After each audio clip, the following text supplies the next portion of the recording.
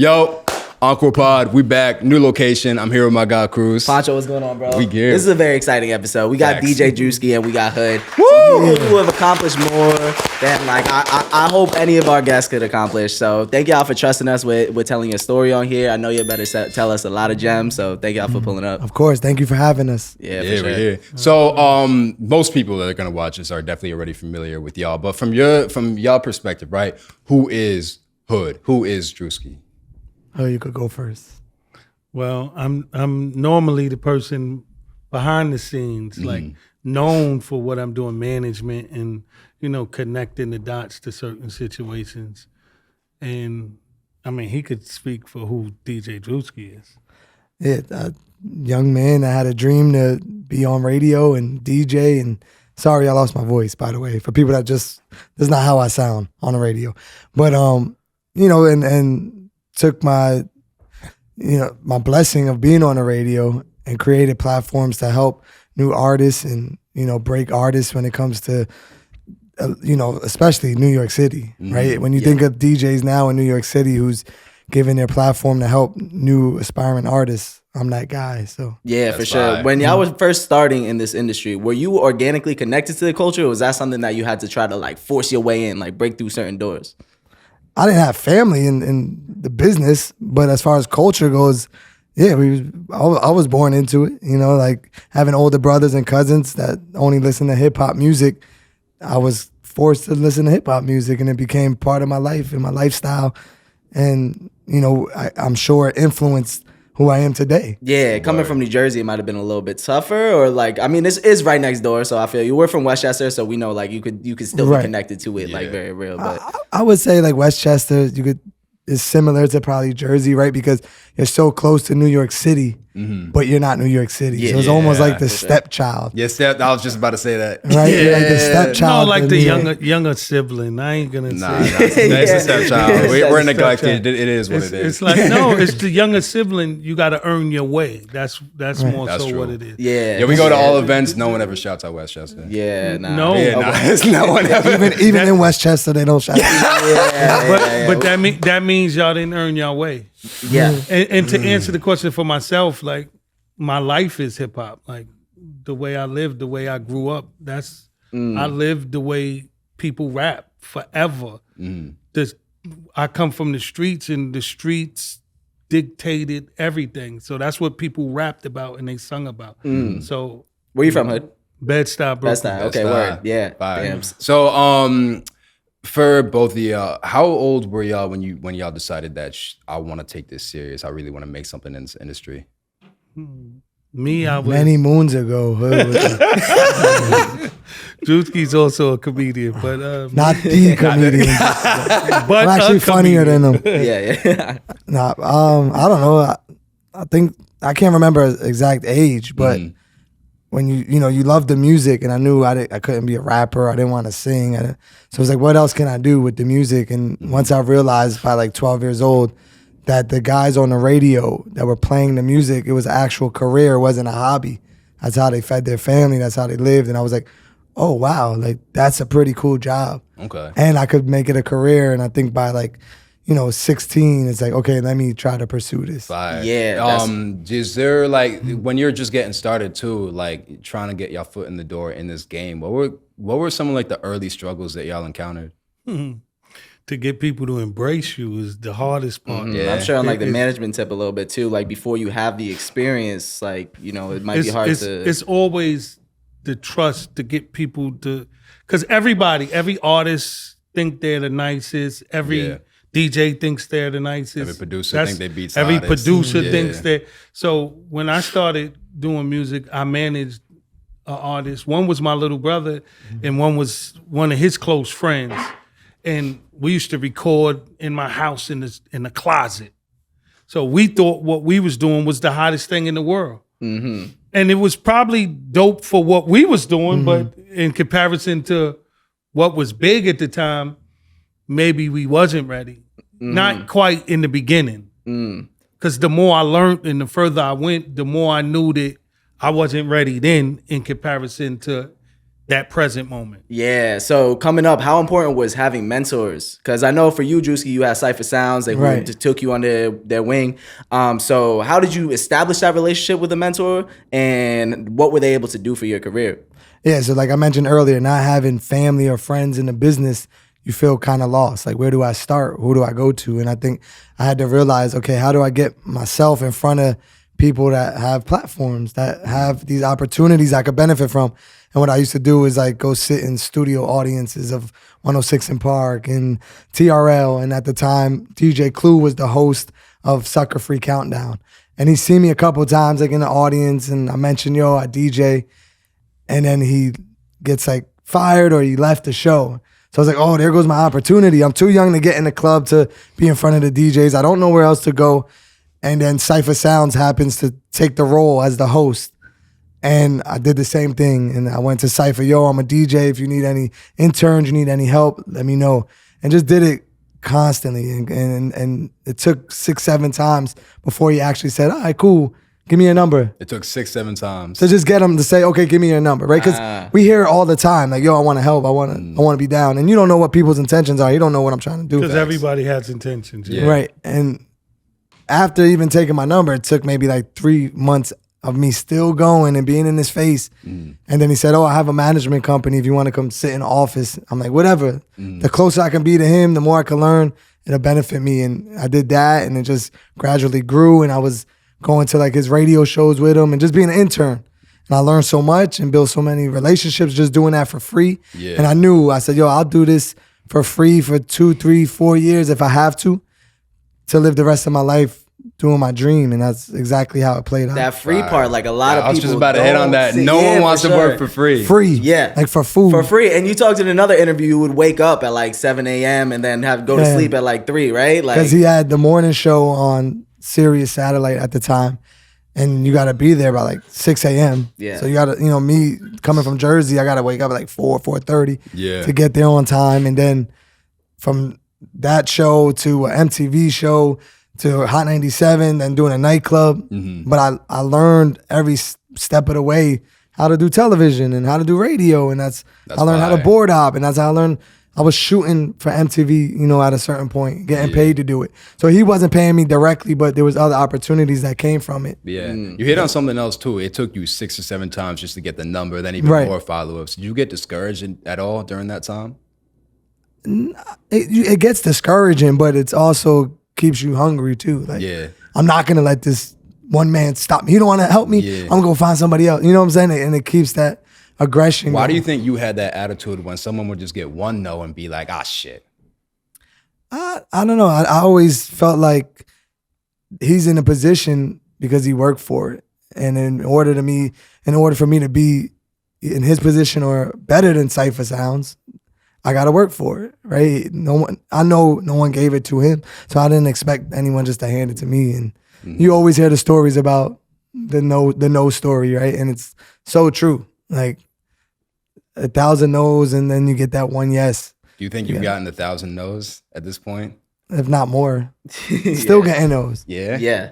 Yeah, it happens all the time. Huh. Wow. Damn, yeah. I wanted to touch on the power. Do you want to touch on anything about mentorship or anybody that helped you along your way? Any shout outs, how you Well, built them? I didn't have no mentor. No? Most of my life, I was the mentor. Yeah. Really? I was a young big brother. So who helped me in the beginning of this was, rest in peace, DJ K. Slay. And DJ Enough was the first people. Them was the first 2 people to embrace me in music. And I got close to K. Slay, the closest to him first by assisting with him. Being that I was hood, I was known in the street and I was strong in the street. I had artists, he would play their music and stuff and give us a shot on the mixtapes and stuff. And one day he shot a video in Queensbridge. And me and my dudes went out to make sure everything was good for him. And when he seen the type of strength that I had, he kept me with him. Like, I was in the studio with him one night. And from that night on, I was with him every day for years. That's Like, fire. and then he seen how I could organize stuff and put together stuff for him.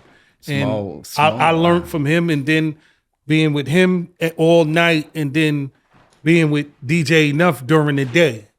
So it was just It was a learning process. Yeah. I started doing radio promotion. Somebody from my neighborhood worked at Sony Records, and they used to take me with them when they was going up to Hot 97 and different stuff to that nature. And I seen how they was utilizing me. Yeah. So it made me learn what they was doing so I could do it on my own. Okay. I'm it's okay to be used. It's because if you can't be used, then you're useless. So it was all right for me to be used. Can you talk about that? So many people like that's just interesting. It's okay to be used. So for example, if I need Drewski to be with me to get something, then I'm utilizing Drewski, and that's okay if Drewski could utilize me for something. It's got to be mutually beneficial. Mutually beneficial. Like we utilize each other every day.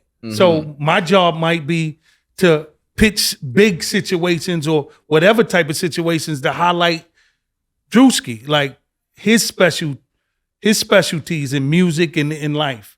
So when I do a good job at that, if I need him for something in return, I could count on it. It's like there's a brotherhood. There's no feelings involved. It's just No, we do so much stuff together. We go to the casinos and gamble together. We do we play Pacino with his mother at her house. One more. They be cheating me though, just for the record. They be cheating. They don't even know what Pacino is, by the way. Pacino is like bingo, but the board game. Oh yeah. Okay. All right. So like y'all parents or grandparents were probably their grandparents.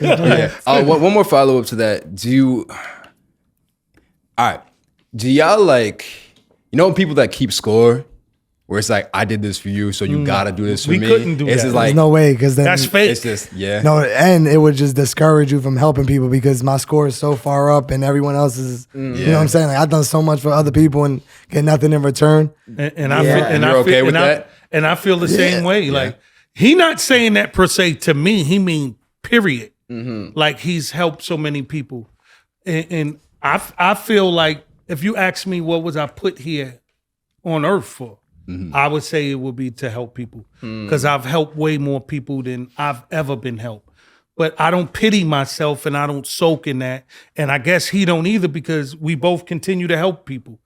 That's probably why we get along because we the helpers. We like even being bosses, we do the work. Now I might not help the same person again, but I will help somebody new. See, right? I want to touch on that because how do you guys deal with the power of no? Because you can't give out handouts to everybody, of course. So who you decide to say yes and no to is obviously there's people are going to take it personal. So how do you guys decide? The presentation. It's the way it's presented. We could be in the club, he could be hosting an event or DJing. It's the approach. He could be DJing and I could be standing in the stairwell of the booth while he DJing. Somebody could come pleasantly and say, yo, when he get a chance, I like to take a picture with him, or I want to give him my record, or can you give him my record? Or somebody else could say, yo, I know him, I've been to him. Like, yo, I want to go up there, let me take a picture. He just started DJing. So if I let you come take the picture with him and interrupt what he's doing, I serve no purpose. Like, I'm preventing him from doing his job. What's the purpose in me? So it's the presentation. He might have a different look at it. No, it's definitely the approach of things. And also, can I help? Like, you might be asking me things I can't help with. So because I'm quick to say, no, I can't. I don't. Because there's times where I was like, what, let me just try. Even though if it wasn't in my power or in my reach, let me just try. And then I realized I'm putting stress on myself trying to help others. And I just can't do it. I'm sorry, I can't do it. How old were you when you realized that realization that you can't do it? Oh, this is like recent. Really? Yeah. Like, and I'm still working on like the power of no. See, you're on radio. You talked about another, obviously, I'm sure you get hundreds, if not thousands, like every week that people ask you to be on the show, right? Of course. And you were talking about another interview how it's literally your job to play things that are statistically proven to do well on the radio. So it's like you're risking your job that you work so hard for, right. to sort of put people on like that. So but people don't even consider. They don't even understand. Or understand. Because what we were talking about, like renting the spaces, people not showing up, same shit. Yeah. It's like, and I don't blame them if they're not educated on it or if they don't understand. That's why I'm easy going, because I'm like, some people really don't get it, you know, and it's not their fault. So cool, but I'll tell them other ways to do certain things, or hey, you want your record played? Why don't you heat it up? Why don't you put some money in marketing? It just makes my job easier to support. I'm not just gonna be like no and walk away. It's like we'll still give them, you know, a no, but then follow up with how they can do better or how they can help themselves. Interesting. Okay. Follow up to that, like going with, you know, giving artists advice and telling them no. What do you think is the biggest mistake that upcoming artists make? Feeling entitled to something. Feeling because their friends around them tell them that they're nicer than they really are, because they judging the music based in their clique. And for us, and you know, I'm not the DJ, but I'm amongst it. And for him, he got to judge it based upon music around the world. Even though he's trying to break, he said New York artists earlier, but it would be more tri-state artists. He still supports artists from around the country. So he's judging your record locally in comparison to what can work on a national level, which gives him recognition for being able to recognize this type of talent. And most people, they don't comprehend it, so they want to get upset, and you know, at times they might want to feel aggressive or whatever the case may be, but still it's a no if it's a no, like, you know. Yeah. And for the record, for what he's touching on before, Drewski's a little stronger than Drewski's more powerful than he realizes, and that's what I've been trying to work with him to realize how to utilize his power. He said it to me a few years ago. He said, "Show me how to utilize my power." So, you know, that's what we try to do when we try to help certain artists, because it ain't too many artists in this city, New York and New Jersey, who we ain't personally helped to some degree. You can name any artist, and we've done stuff for them. That's fucking dope. But back to the original question, another thing they do is rush the process, right? Especially with social media. They feel like, you know, oh, it's easy to create the records, easy to put them out. Oh, I got a following. They're just rushing the process. And it's like, you know, yes, songs can go viral, but it's like hitting the lottery. But, yo, you got to, like, put in work. You know, just because you post it on your gram doesn't mean your record is hot. You know what I'm saying? You're trying to, yo, my shit is out. Like, take time with it. Put some marketing behind it. Before you drop in 10 other songs, focus on that one record that you really believe in. You could drop other music, but there has to be a focus on like certain records. And I think a lot of times the artists just want to rush the process because it's easier to create now. That makes sense. That's why, just because it's so easy to create. That's part of the problem, I feel like. I feel like just people are just impatient. And social media is like, yo, I could reach X amount of people in one post. Yeah. So they feel like that relates to a following or numbers, but you see people that have millions of followers and can't stream a record. It's not reality. Social media is not really reality, and it gives people, like he said, fast food mentality, like instantly. Like someone, listen to how long he said he took to get to where he's at. Started at 12. Like now, me. Started believing at 12. He started believing at 12. But to where he's at right now, there's someone right now saying, I can DJ better than him. I can articulate myself as a radio personality better than him. I can act better than him. I can dress better than him. They don't want to go through the process of reality. You got to go through the process. It's people who used to say, like, when they seen me with artists, and, you know, artists come into town, and I always used to move artists around and make sure they good and get them from point A to point B. And it's people who used to say, Hood's not the only guy who could do that. Like, I could do that. Like, they might say, oh, I'm this or I'm that. But I put the work in. And how I learned the business was from my Muslim brother, Haq Islam. He offered me money to do some stuff with him, and I never took $1 from him. I said, to teach me how to fish, don't give me a fish. What is that? Is that just entitlement? Or envy?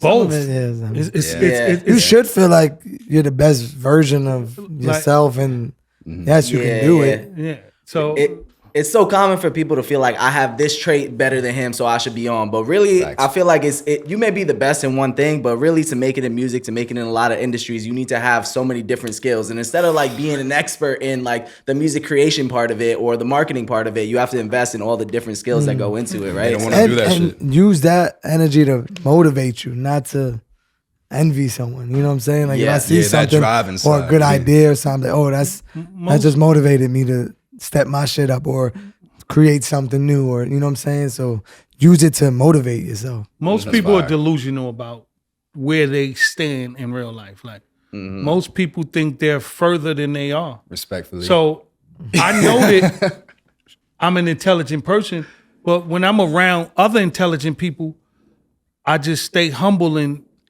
I absorb all the knowledge. I sat in like I said, Hawk Islam. He had Maya. He had Drew Hill. They were some of the biggest artists in the world at the time. This is 25 years ago. 25 years and 2 months. I sat in the lawyers' meetings with them.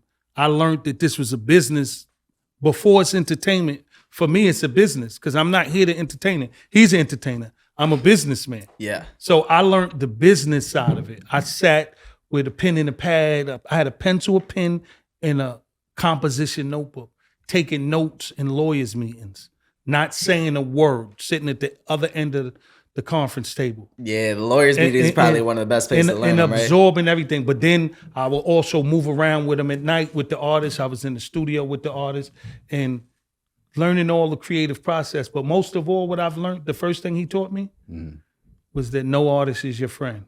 They all will turn on you eventually. So if you stay professional and do your job, you last longer because the coach outlasts the player all day. The player has to eventually retire. The coach could coach until he die. Is that true? Well, the coach has. No, not the coach part. The okay. part before that. Yeah. Oh, the no artist is your friend. Yeah. No artist is your friend.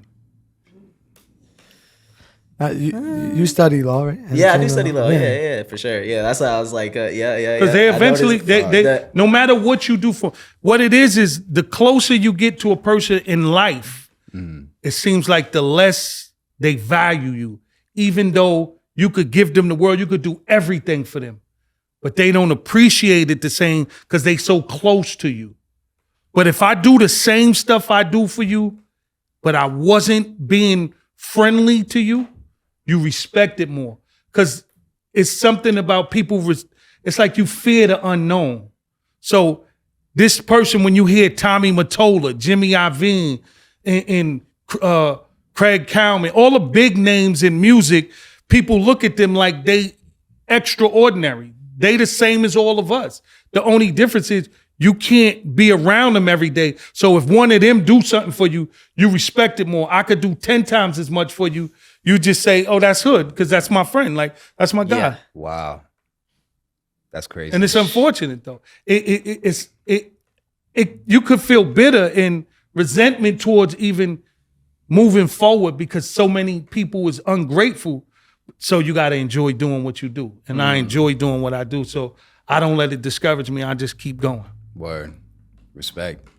Damn, Wow. so y'all are both people that have a ton of relationships in this industry. And like, I'm at the point where I'm starting to build my relationships and, my network, but I'm having a difficult time actually like nurturing those relationships. You know what I mean? Like, That's is there key. anything that you do in particular to try to like organize or just keep up with people?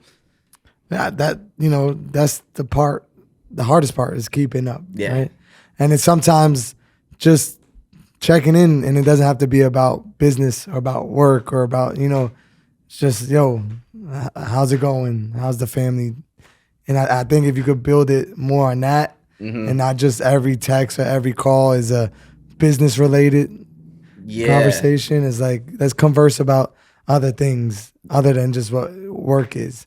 I think that helps, along the way. For sure. You said something interesting in another interview, and you were talking about how one thing you wish you would have realized earlier is it doesn't really make sense, or maybe it's not practical to try to be friends with everybody. Like super like every relationship to be like a friendly relationship, and sometimes it's okay to just do business and keep it pushing. So I thought that was an interesting way to look at it. You know what I mean? Like, you know, I'm a little bit like that. If I meet somebody, I really want to become like super friends with them, but I guess I'm learning to try to, you know, sometimes things are a little bit more transactional than you might want them to be. Right? That probably goes along with your age. Yeah. And as you mature more in this business and in life, you'll realize that ain't really the way to go.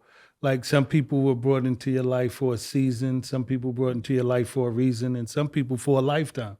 So everybody is not gonna value you the same. Like, there's people I know that are closer than others and in positions, and they won't even offer an opportunity. You know what I'm saying? So yeah. That's why, like, going back to what you said, like, yeah, I wanted to be cool with everybody, to be friends, and hopefully we could all work together. And it's like, damn, the people I'm closest with, or that I felt closest with, had opportunities that never offered it to me. And then there's random strangers that are like, yo, what do you think of this? And it's like, you start learning, like, okay, now I see how this works. Yeah. What about for you, right? Let's say you have an opportunity. Like, what is your process in like picking people who you would want to, for both of y'all, for like who y'all would want to lock in with? It depends on the circumstance, but if I feel like they're just right for the job, whatever it is. It's that simple. It's not like simple, it's not a numbers thing. It's not a it's like, if it's just right, you're right for the job, and you prove, you know, you're either proving yourself or proof. You got, you know what I'm saying? Your resume shows you're right for the job. It's like, all right, cool, here's an alley-oop. You know, or, you know, I gotta believe in it. Depending on the circumstance. Okay. For me, musically, for artists, if I say like an artist I want to help or work with, even on my own or doing it in conjunction with Drewski, it's me feeling the music. I don't care about numbers. I'm not the analytic guy. My sons are analytic guys. I'm not the analytic guys. Like, I go on how I feel the music, how I feel the personality. Like, if it's real to me, if it's real, I'll give it a shot. Me, myself. Like, I don't care nothing about a number. Somebody, I don't even got to hear your music. It could be something about you that I like, and it'll make me help you. That's major. Mm-hmm. That's underrated. That's major. Yeah, so we talked about nurturing relationships, but both of y'all schedules, I'm sure, are full as fuck. Through the roof. Yeah, so how do y'all manage your schedules? You just figure it out. You just figure it out? Like, I mean, like just figure it out. Yeah. So, but that was you have, the like, biggest delegating gem. team, We just like, figure it out. Yeah, you just figure it out. I know it's a simple question, but It's all like time management. Yeah. You know, it's just time management. So nurturing relationships, me, myself, I do a great job at it, because that's a part of what I do. If you don't have no connections with nobody, you can't manage a situation. Yeah. And how do you manage time? Like he said, sometimes we just feel it out, because we definitely overwork. It's weeks where he might have parties every single day, DJ on the radio. He got a newborn kid. I don't even want to tell you, I got 13 grandkids. It's like, you know, it's so much stuff to do. I got artists that I manage, and people hire me to do marketing and different stuff for them. So it's just like he said, we try to figure it out. Sometimes it's something I might need, and you know somebody, and he might help. But the time management for me is probably my sons manage my time. oh yeah, nice. That's Damn, fine. that's dope. And Yes. also prioritizing That's Yeah. major. what is worth your time. Yeah. 'Cause sometimes you get abundance of stuff coming, and you go, okay, if this is worth doing, maybe not today. We'll focus on this right now. Yeah. Right. So it's really like being able to cipher through and prioritize what's worth it and what's not. Are you big on writing things down? Like, do you try to keep like some We sort do of that. like priority list? Like, because I'm working, my schedule is not We even do close to that, it. but Yeah. sometimes you still, I think that most people who good at something overwork themselves. So that's what I've been being told lately, is that Thanks. the goal in life, right? The best boss, the best leader delegates responsibilities, because the people you delegate in the responsibilities to supposed to take your position eventually. but be greater than you. That's like your kid. Your kid's job is to be greater than you. Like, he's a new father. His daughter's a little over a year. She's already greater than me. Like, At you know, year. even before she was born. But I told him the feeling that he would get from having his child, no one could describe it. The minute she's born, you're going to see what I'm talking about. And y'all asked him, did he see what I was talking about the minute she was born? Yeah, of It course. changed him 1,000%. Your personal life does play a role in your professional life when it comes to like situations like that, you know, and it goes back to prioritizing. Like, okay, now Now he really has to prioritize his time. right? It's like now everything has to be worth it. Yeah. Because you can't. I basically have a boss at this point, right? Yeah. So like, and she can't speak today, but in 20 years, I don't want her to say, "Dad, what were you bullshitting around when you could have been doing this?" You know. Yeah. So you start taking that into consideration. Like, everything I do gotta be meaningful. It has to be beneficial to her in the long run. Yeah. So it does kind of, your personal life does play a role in your business as well. That makes sense. You were talking about delegating before, so I'm really interested in that conversation terrible too. at that. Yeah, like it's tough because like when you have high expectations for it, you know, when you're delegating to somebody, the standard's probably gonna be a little bit lower. So when you start, and I don't really think it's possible to delegate the responsibilities because it's your passion and it's your vision, and someone else isn't gonna do for yours what you would do because they don't have a vested interest in it.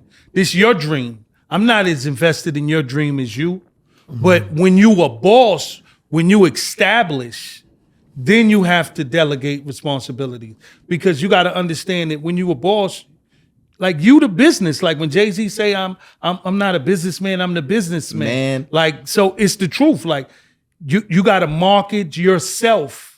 You the business. So you got to give responsibilities to other people because it's not enough time in the day. And I don't really get a lot of sleep. I suffer from insomnia outside of being overworked. So that's what my family's telling me now.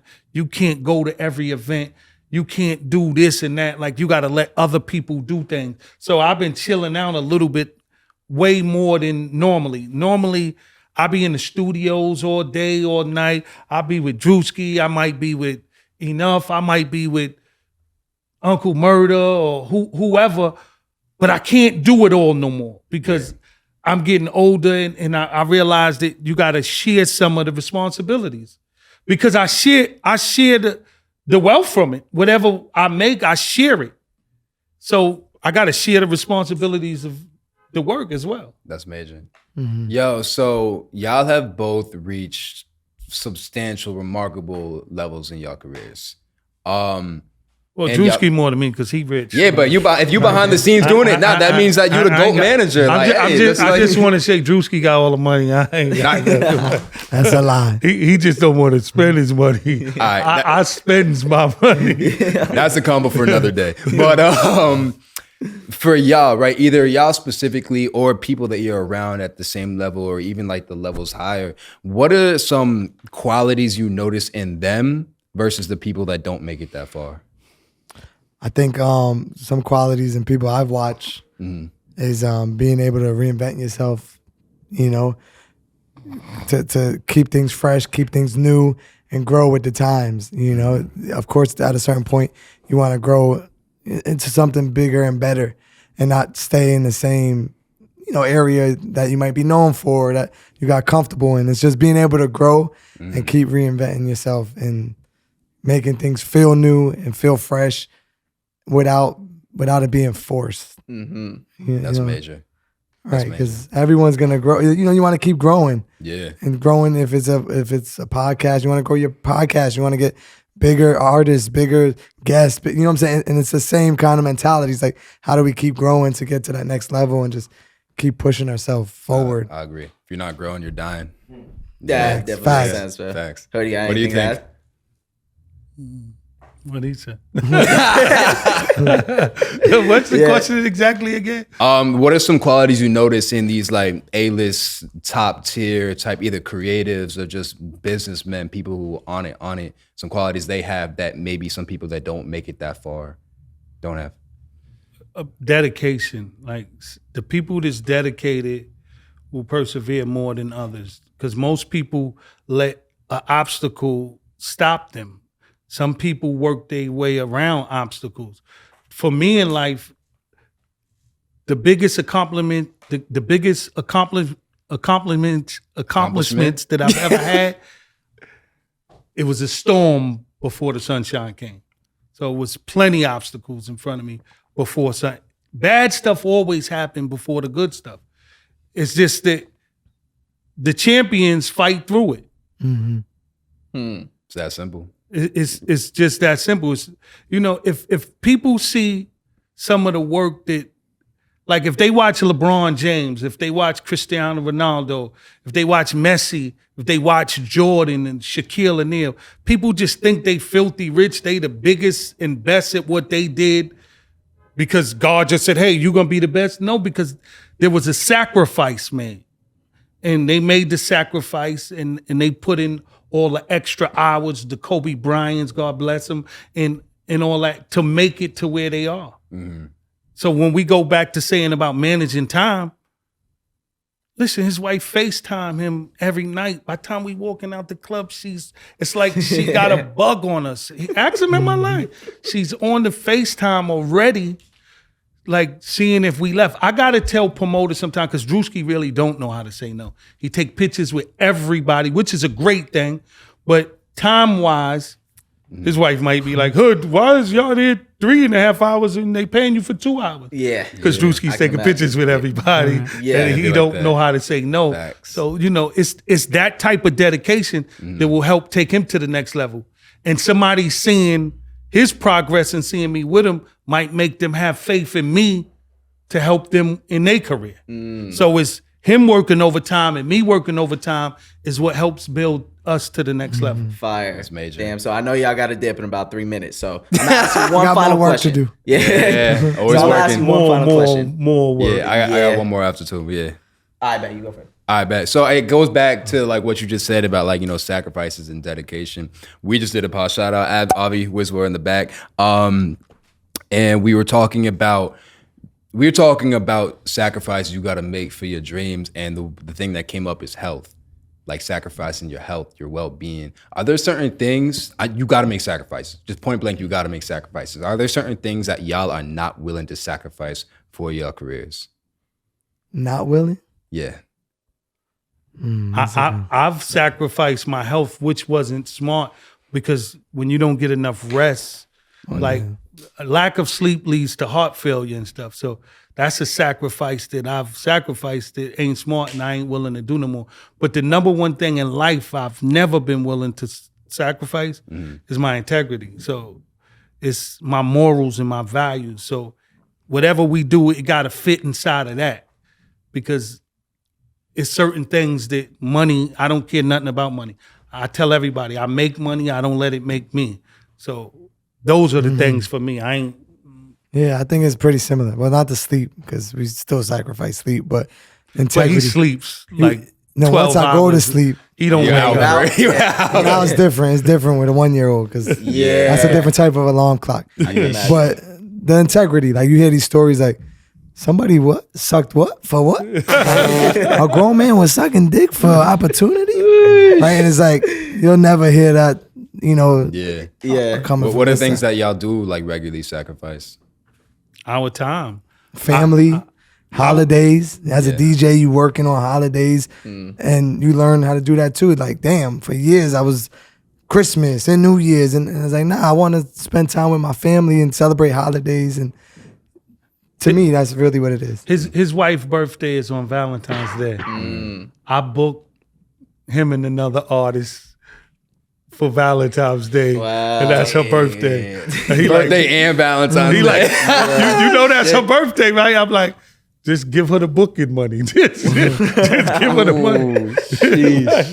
Nah, it's like that though. It's like that. Because if we don't do it, somebody else gonna. So then, But even that, like having family or like a significant other that understands your business, right? Me just being a DJ, say, I got to work on your birthday. But then there's probably photographers that fucking shoot porn, and it's like their wife got to understand he's in a room with shooting porn. It's like having someone that understands. I'm glad you said that. Yeah, because I do that on the side. I've been fortunate my whole career to have a wife that's understanding of time. That's a blessing. Because it's been times where I've been out on the road for months and months without being home.